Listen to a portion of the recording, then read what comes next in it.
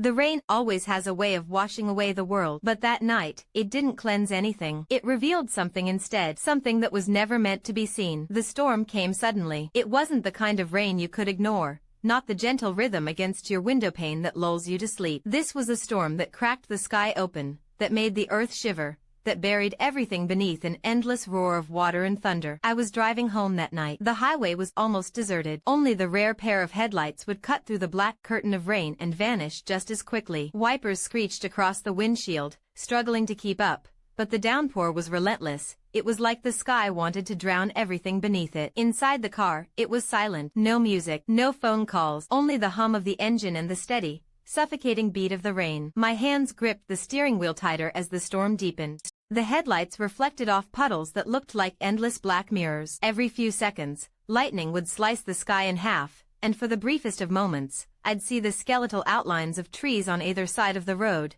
twisting upward like bony fingers, reaching for something they could never quite catch. That was when I noticed it. The feeling. It started as nothing more than a prickle at the back of my neck, but it grew. Something about the road didn't feel right. I'd driven this stretch dozens of times, but that night, it was as though the road had changed, as if I wasn't heading toward home at all, but deeper into something else. The storm blurred the familiar landmarks. The usual gas station at mile marker 46 never appeared. The small diner with its flickering neon sign was gone too. I kept checking the odometer, thinking maybe I had passed them, but the road stretched on, longer than it ever had before. The rain didn't let up. It grew heavier, so heavy, I could barely see the edge of the asphalt. My chest tightened. Every instinct told me something was wrong. Terribly wrong. I slowed down, leaning forward, my eyes scanning for any sign of life, any sign of shelter. But the world beyond the beams of my headlights was an ocean of black water and trembling trees. Then, a sound. Not thunder, not rain, something else. A sharp, distinct sound that cut through the storm like a knife. It was a knock. A single, deliberate knock. On the rear passenger side window. My heart slammed against my ribs. The car was moving. I was going at least 45 miles an hour.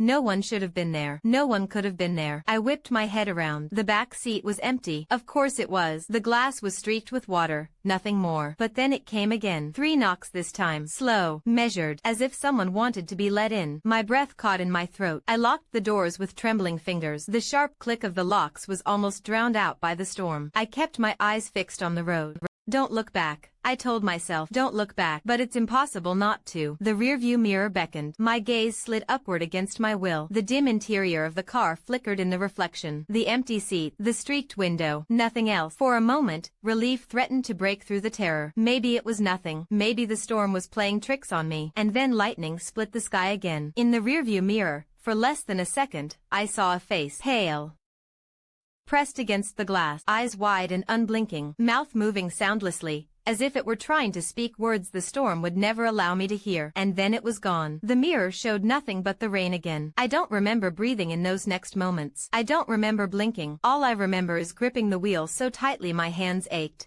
my pulse crashing in my ears louder than the thunder outside. I didn't dare stop the car. I didn't dare speed up either. Every second felt stretched, as though time itself was watching me, waiting. The storm raged. The road stretched on endlessly. And behind me, I swear I heard it again. The knocking.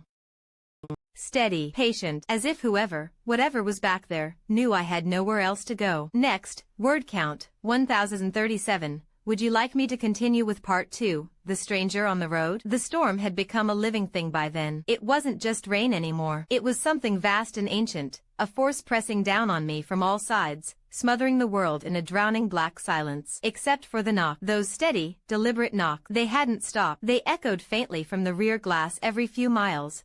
Always when I tried convincing myself I'd imagined them. But I didn't look back again. Not after seeing that face. I couldn't. I kept driving.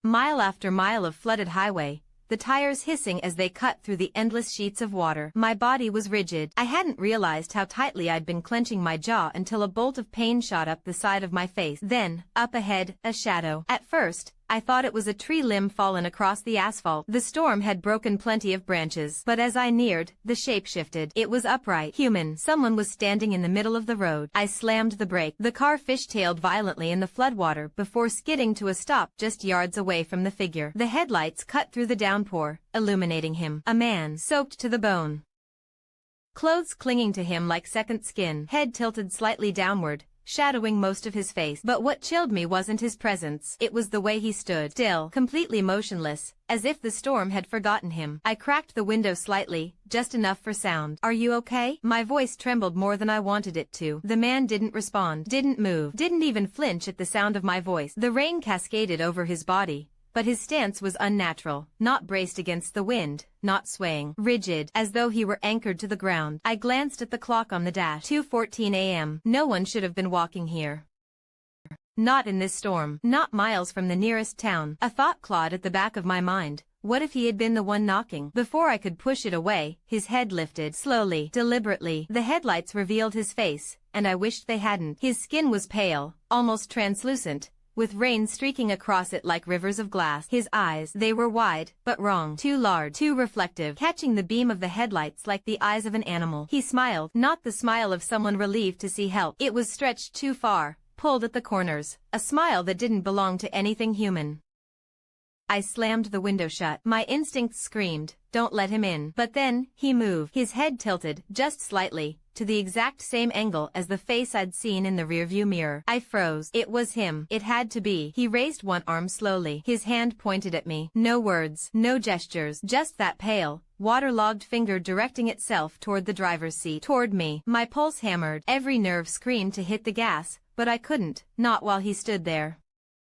Not while he blocked the road. And then, as if the storm itself wanted me to choose, the headlights flickered. For half a second, the world went black. When they surged back on, he was gone. I gasped, twisting in every direction, searching the trees, the ditches, the road behind me. But there was nothing. Just rain. Just shadows. I floored the gas pedal. The car lurched forward, tires screeching as they fought for grip in the floodwater. The road swallowed me again, mile after mile vanishing under the wiper's frantic rhythm. But my relief was short-lived, because not even 5 minutes later, I saw him again, standing on the shoulder this time. Same posture.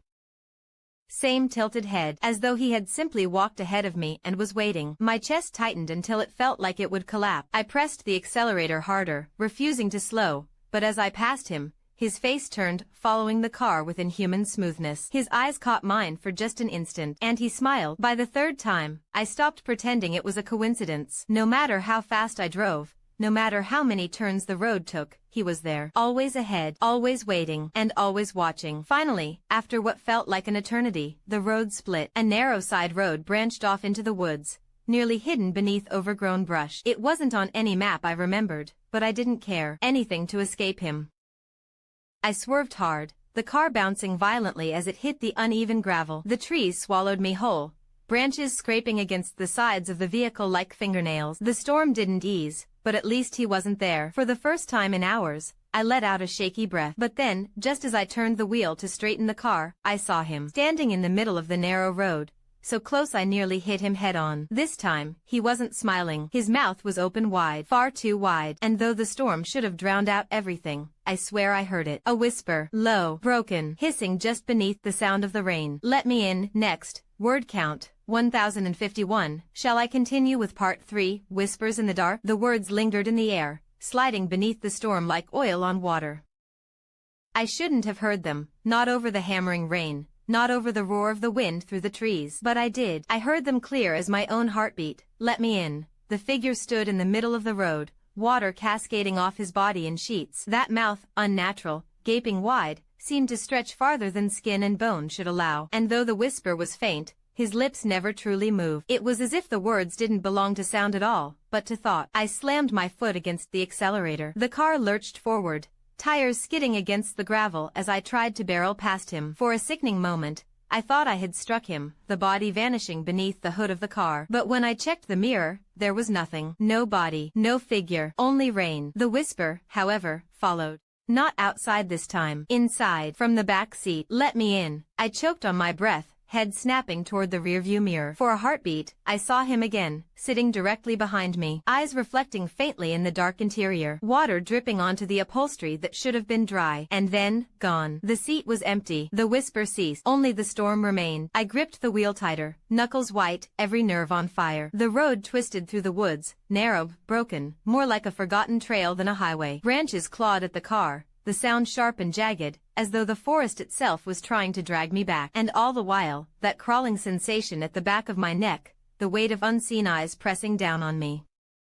After what felt like an eternity, I spotted something ahead through the blur of rain. Lights, faint, yellowish glows piercing the darkness. At first, I thought it was another car. Relief flooded me at the thought of other people. But as I drew closer, the beams didn't shift or move. They weren't headlights. They were windows. A house, old, hunched against the storm, half hidden by towering pines. Its paint was long stripped by weather, shingles missing from the roof, and the porch sagged under the weight of years. But the windows glowed with the warmth of lamplight. Someone was there. Someone who might help. I pulled into the overgrown driveway, tires crunching over wet gravel and weeds. The car's headlights swept over the house's facade, illuminating warped wood, a crooked chimney, and a front door that seemed too small for the frame. I killed the engine. For the first time that night, the sound of the storm rushed in full force, the rain slamming down like 1,000 hands drumming against the roof. I hesitated, fingers resting on the door handle. That whisper still gnawed at the back of my skull. Let me in. The memory of it refused to leave. But what choice did I have? The road behind me no longer felt like an escape. If I stayed in the car, I'd see him again. Waiting. Always waiting. I pushed the door open. The storm swallowed me instantly. Water drenched my clothes, soaked through my shoes. The cold pierced to the bone. I ran for the porch, each step sinking into mud that clung and pulled at my leg. The wooden stairs creaked under my weight, and the moment I reached the cover of the roof, I looked back. The car sat alone in the driveway, its dark windows gleaming with rain. But for just a second, I thought I saw movement inside, a pale shape shifting in the back seat. I tore my eyes away and knocked on the front door. The sound echoed strangely, muffled by the storm, but heavy in a way that made my chest tighten. For a moment, nothing. Only rain. Then, the faint shuffle of footsteps inside. Relief nearly broke me. Someone was here. Someone alive. The door opened with a low groan. A woman stood in the threshold. Her hair was streaked gray, pulled back into a loose bun, her face lined with age but softened with a faint, weary smile. She wore a housecoat and clutched a kerosene lamp in one hand, its flame casting shadows across her features. My goodness, she said, voice low and tired. You poor thing. Out in this storm? Come inside. The warmth of the lamplight spilled into the porch, beckoning me out of the dark. And yet, something inside me twisted. The whisper returned, coiling just behind my ear. Let me in. It wasn't hers. It didn't come from her lips. It came from somewhere deeper, from the dark beyond the door. I hesitated, drenched and trembling, rain dripping from my face. The woman tilted her head slightly, lamp trembling in her grasp. Don't stand there in the rain, she said softly. Her eyes, they didn't quite meet mine. They lingered just over my shoulder, as though she were staring at something behind me. Lightning flashed. I turned. The driveway was empty. The car sat silent. But for just a fraction of a second, I saw him, standing at the edge of the trees, head tilted, mouth open, and then the darkness swallowed him again. The woman's voice cut through the storm. Come inside, quickly. Her words were warm, but behind them, I swore I heard it again. That other voice, that whisper, not begging now, not pleading,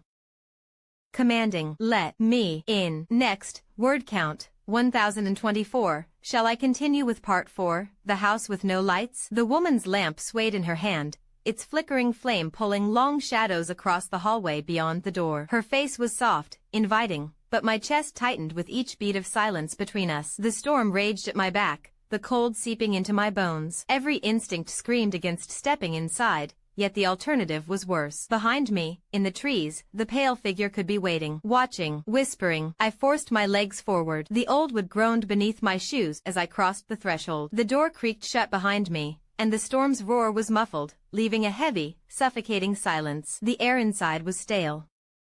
Dust, old wood, a faint sourness, like damp clothes left too long in the dark. Sit, the woman said, gesturing to a worn armchair near the hearth. A fire burned low in the stone fireplace, its flames weak, casting the room in a dim orange glow. The warmth seeped into my skin, but it didn't comfort me. It felt wrong, like the heat was only skin deep, never touching the chill that had already rooted inside. Thank you, I managed to say, my voice raw. She smiled, but it didn't quite reach her eyes. I glanced around the room. Everything looked frozen in time, faded wallpaper peeling at the corners, shelves lined with books swollen from moisture, portraits in frames so dust-coated their faces were lost. The lamp in her hand glowed warmly, but beyond its reach, the hallway was drowned in black. No other light, no glow beneath doors, no bulbs in the ceiling, only the lamp, only the fire. The house, despite its outward glow, was a skeleton of shadows. The woman set the lamp on a table, its flame fluttering as she moved. She lowered herself into a chair across from me, hands folded neatly in her lap. You shouldn't have been on that road tonight,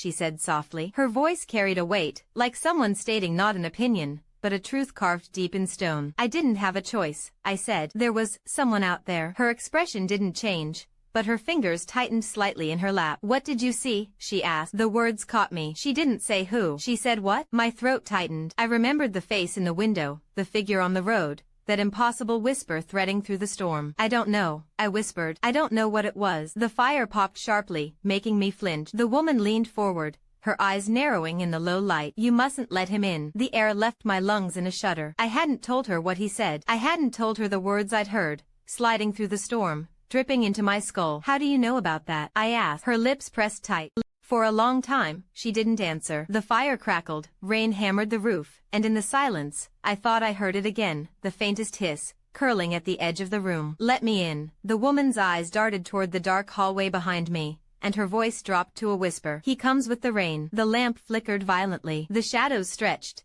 distorting across the walls like skeletal fingers reaching. For a second, I thought the flame would die, but it held. I swallowed hard. What is he? Her gaze fell to the floor. Her jaw tightened, but she didn't answer. The silence pressed down heavier than the storm. And then, a sound from upstairs, a creak, slow, deliberate, like the weight of a footstep on old wood. My blood froze. I turned my head toward the ceiling. The sound came again. Another step, and another. Something, was moving above us. The woman rose suddenly, snatching the lamp from the table. Her hand trembled, and for the first time, I saw fear flicker across her face. You need to stay in this room, she said sharply. Her voice was no longer soft. It was clipped, urgent. Do not leave the fire. Do you understand? My throat was dry. Who's upstairs? She didn't answer. She only backed toward the hallway, lamp quivering in her grip. The light pulled the shadows with her as she disappeared into the dark. Her footsteps faded. The house creaked, and then, silence again. I sat frozen in the chair, the fire's glow my only shield against the sea of black swallowing the house. Every instinct screamed to run, to get back in the car, to flee the storm. But my body wouldn't move, because the footsteps had started again. Only this time, they weren't upstairs. They were in the hallway. Closer, slower. Each creak of the floorboards crawled toward the room, pausing between steps, as if whatever moved there wanted me to hear it, wanted me to know it was coming. The shadows stretched across the floor,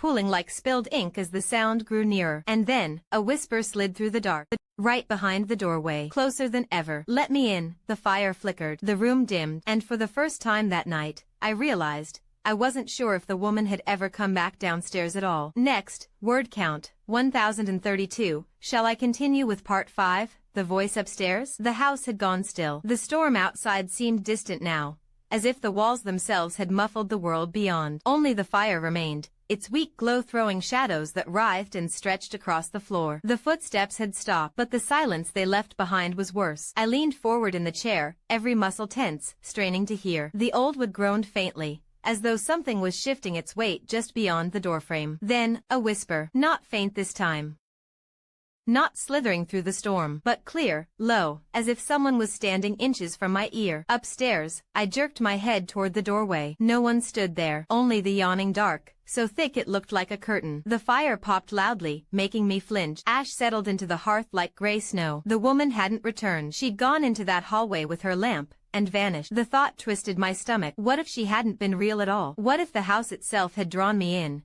fed me comfort just long enough to keep me seated by this fire? The air shifted, cooler, heavier, like the storm itself had seeped inside the walls. Another whisper curled through the silence. Come upstairs. The voice wasn't hers. I knew it instantly. It was deeper, rasped with something old, something that had no right to form words. I tried to stand, but my body resisted, like the chair itself was holding me down. It took every ounce of strength to peel myself free, my legs trembling as I rose. The hallway yawned before me, swallowing the fire's glow with each step I took toward it. The floorboards moaned beneath my feet. The shadows clung to the walls like oil. And then, a faint light at the top of the stairs, a glow that pulsed faintly, as though a lantern swayed in someone's hand. The woman's lamp. I swallowed hard, my throat dry as dust. She had gone up there. Maybe she was waiting. Maybe she needed help. Or maybe the house was showing me what it wanted me to see. I placed a hand on the banister. The wood was slick with moisture, as though the rain had bled into it. My heart pounded louder than the storm. Step by step, I climbed. Halfway up, the whisper returned. Closer, the glow above me flickered. I froze, staring at it, feeling every hair on my body rise. A shape moved through the light. It was her, the woman. I could see her outline, the bun of her gray hair, the lamp swaying in her hand. Relief almost broke through my fear. "Ma'am?" I called softly, my voice trembling. She didn't respond. She simply stood at the top of the stairs, her back to me, the lamplight spilling across her figure. "Are you all right?" Slowly, so slowly, she began to turn. My breath caught in my chest. Her head twisted too far, the neck bending at an unnatural angle, vertebrae straining like frayed rope. And then, as her face came into view, I wished the shadows had kept her hidden. Her eyes were gone. Empty sockets wept black water down her cheek. Her mouth stretched open, wider, wider, until it tore across her face. And from that gaping maw came the voice. Not hers. Never hers. "Let me in." The lamplight extinguished. The hallway plunged into darkness. I stumbled backward, my foot slipping on the wet wood of the stairs. I barely caught myself on the banister, my heart slamming against my ribs. But worse than the dark, worse than her twisted face, was the sound that followed. Dozens of footsteps. Above me, around me, all through the house. Heavy, shuffling, dragging. It wasn't just her. There were more. Too many to count. I bolted back down the stairs, nearly tripping over myself as I lunged toward the faint glow of the fire. The shadows seemed thicker now, pushing against me, clawing at my arms as I stumbled into the living room. The fire had nearly died.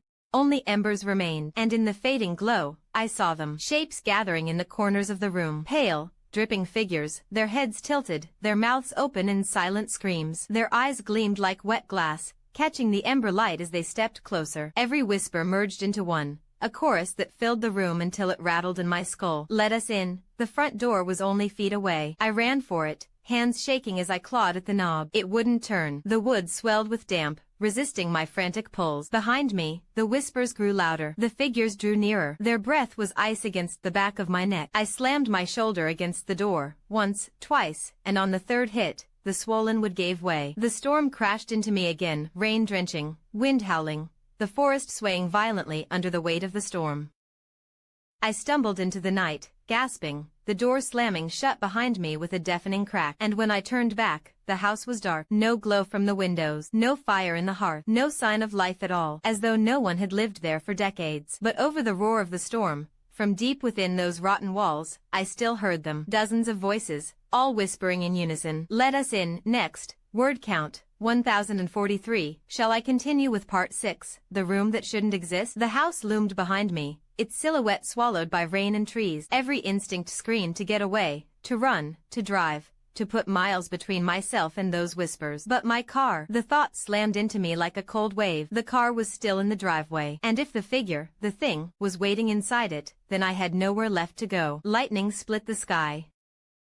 For a moment, the woods lit up like a photograph, black trees, twisting branches, and there, beyond the driveway, the pale man, standing at the edge of the forest, head tilted, mouth open, waiting. I couldn't run. I couldn't leave. The storm had sealed every path. The only place left was back inside the house. My stomach churned as I turned toward it. The windows were black now, lifeless, but the memory of the lamplight still glowed in my mind. I knew what I'd seen, what had whispered, but even so, something in me believed the answers were inside. I stepped onto the porch again, water dripping from my clothes, shoes squelching against the warped wood. The door that had slammed shut moments earlier now stood slightly ajar.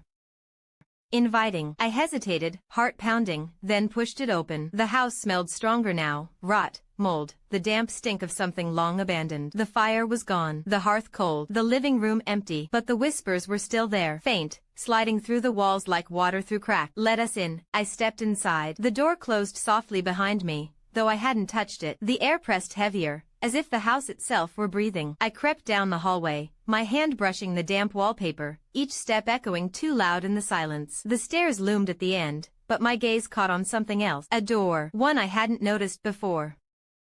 It was tucked into the wall beneath the staircase, small, crooked, its wood swollen and warped. I could have sworn it hadn't been there earlier. I froze, listening. The whispers grew sharper. Not all around me now. Not above. Not outside. From behind that door, my breath hit. Every instinct screamed to leave it closed, to turn back, to run into the storm even if it meant facing the pale man in the trees. But some part of me, the same part that had kept me driving down that endless road, pushed me forward. I reached for the handle. It was ice cold. So cold it burned my palm. I turned it slowly. The latch groaned. The smell hit me instantly. Stale, damp air that reeked of earth and mold, as though the door led not to a room, but to a grave. The hinges screamed as I pulled it open. Behind it was a staircase, narrow, spiraling down into the dark, far deeper than the foundations of the house should have allowed. The whispers swelled, filling the stairwell like a tide. "Let us in." The words pulsed, rising and falling in rhythm, like a heartbeat not my own. I stepped inside. The door swung shut behind me with a dull thud. The stairs creaked under my weight, each step sinking slightly as though the wood had been soaked through for centuries. Water dripped steadily from somewhere unseen, tapping against stone in the black below. As I descended, a faint glow emerged, not warm firelight this time, but a sickly green luminescence, seeping upward from whatever lay beneath. By the time I reached the bottom, my chest felt like it would split from the pounding of my heart. The stairs opened into a room that shouldn't have existed. The ceiling arched high above, vaulted stone dripping with moss and mildew. The walls weren't wood, they were carved from rock, slick with condensation. It was less a cellar, and more a cavern. In the center stood a pool. Black water churned slowly within it,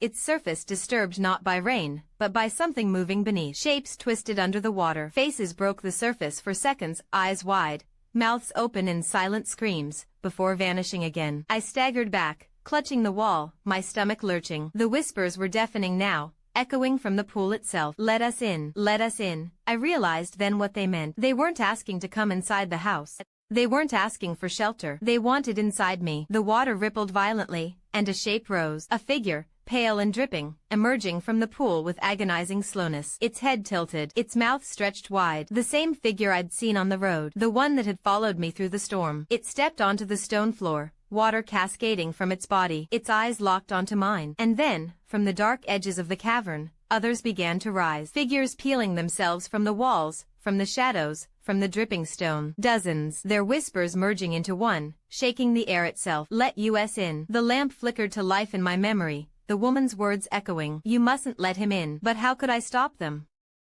How could I stop all of them? The pool surged violently. The figures drew closer, and as they circled, the whispers changed. Not pleading, not commanding, promising. "We will get in." Next, word count, 1046. "Do you want me to move forward with part 7? The rain that wouldn't stop?" The air in the cavern thickened, each breath burning like smoke in my lungs. The whispers pounded against my skull, overlapping, twisting, growing louder until they were no longer words but a roar. Figures circled the pool, dripping, shivering, heads tilted, eyes wide, mouths stretched impossibly open. Every face reflected the storm outside, pale, drowned things given shape. The first one stepped closer. Water trailed from its feet, spreading across the stone like veins. It raised a trembling hand toward me, fingers too long, skin gray and sagging. I stumbled backward. My foot splashed into a puddle. Cold shot up my leg, so sharp I gasped. And then, I realized the puddle wasn't a puddle at all. The water was spreading, not just from the pool, but from the walls, from the ceiling, seeping out of cracks, pouring down in rivulets. The cavern was flooding. The storm wasn't outside anymore. It was here. The whispers shifted again, not just around me, inside me.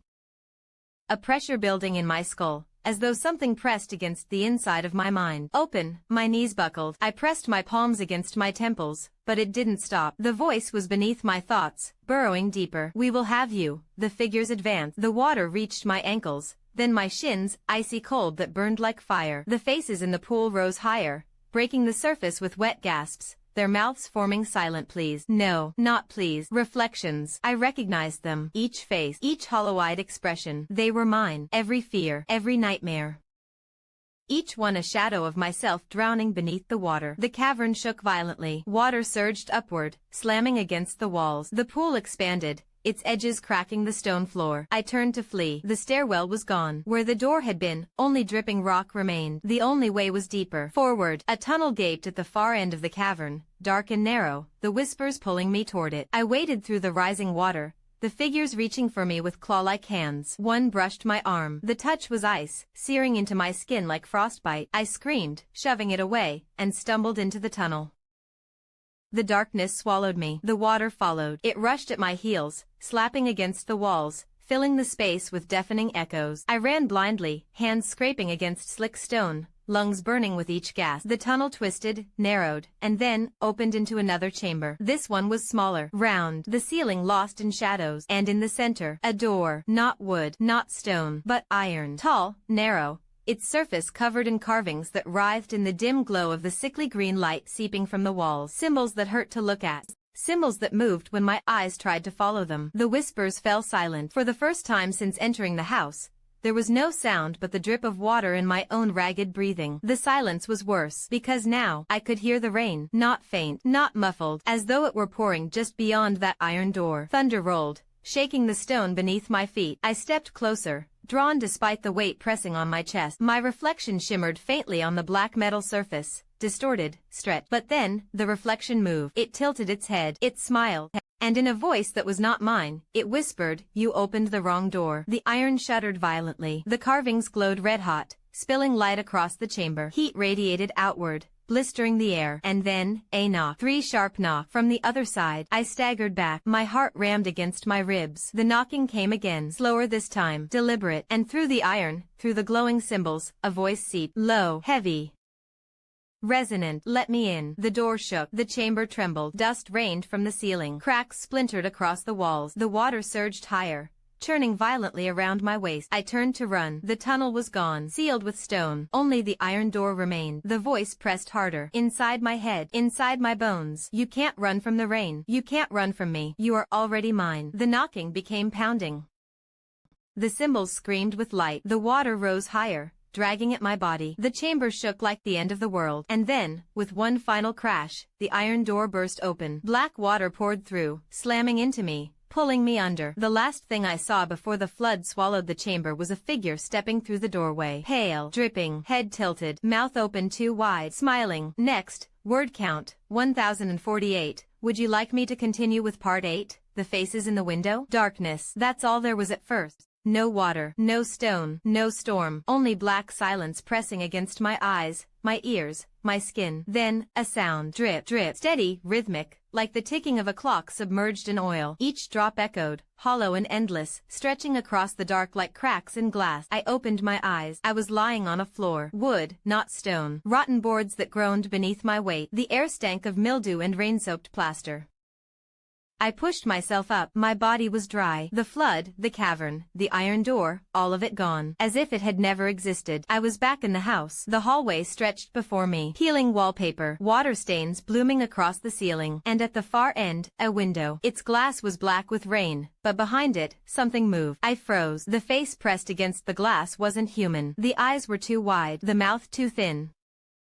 Skin pale and waxy, like something drowned and dragged back from the depth. It smiled, and then, another face appeared beside it, and another. Soon the entire window was filled. Dozens of pale, drowned faces, all watching me in silence, their heads tilting in unison. Thunder shook the house. The glass rattled, and for the briefest moment, I thought it would break. The whispers returned, not from the window, not from the walls, from behind me. Slow, breathing against my ear. "They are already inside." I spun. The hallway was empty, but the wallpaper bulged, swollen as if something pressed against it from within.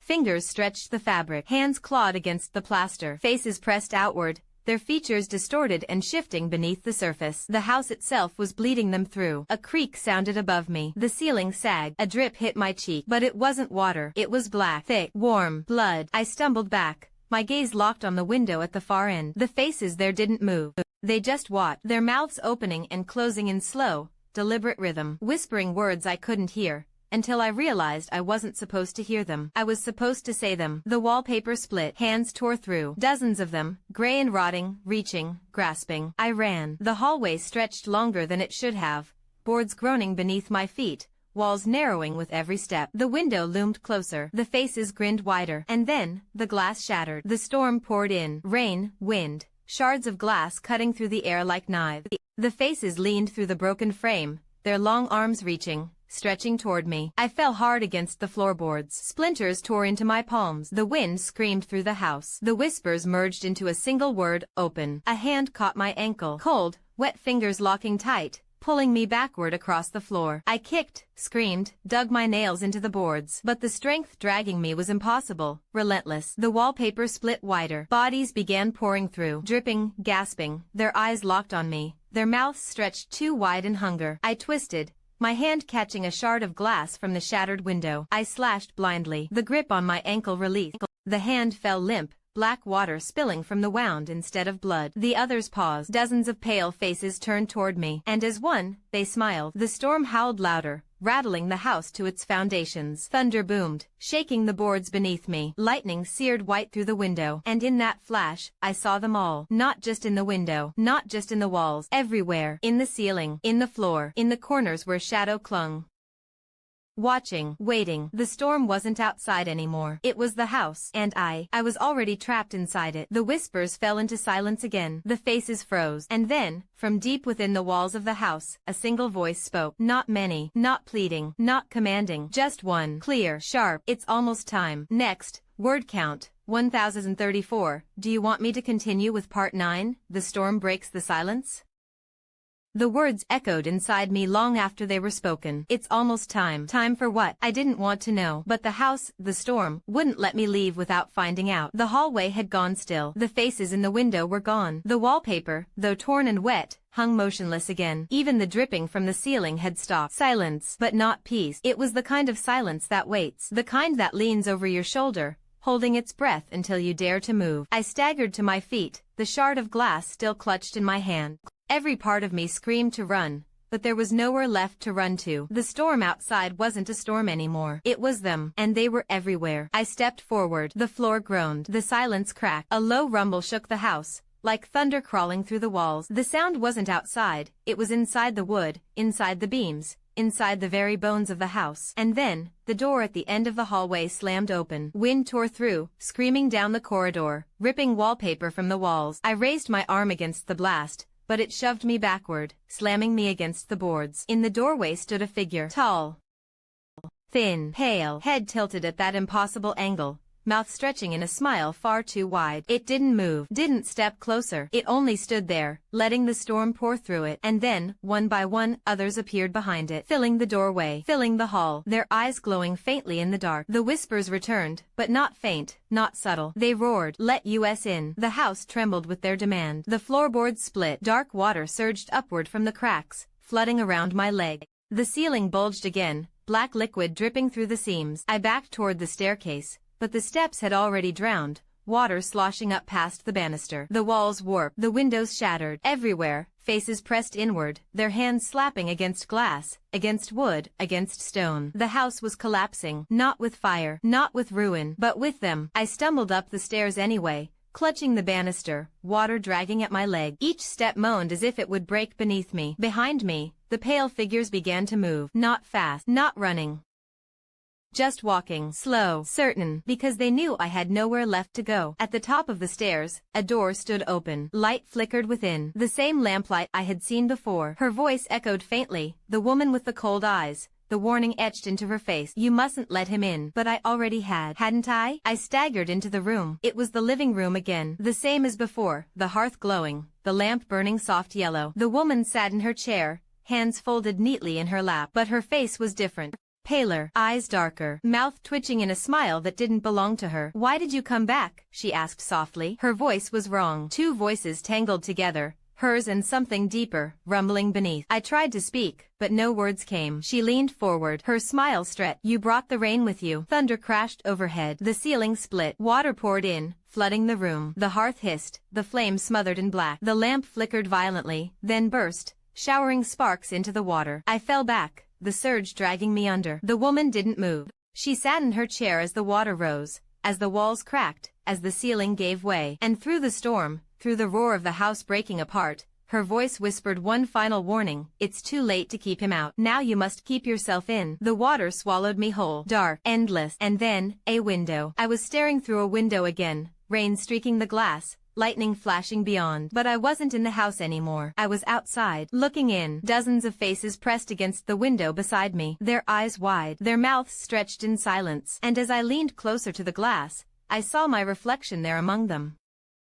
Head tilted, mouth open, smiling. The storm screamed, the glass shattered inward, and everything went black. Next, word count, 1050. Would you like me to continue with the final chapter, part 10, when the storm ends? Silence. For the first time since it began, the storm was gone. No rain, no thunder, no whispers, just silence. I opened my eyes.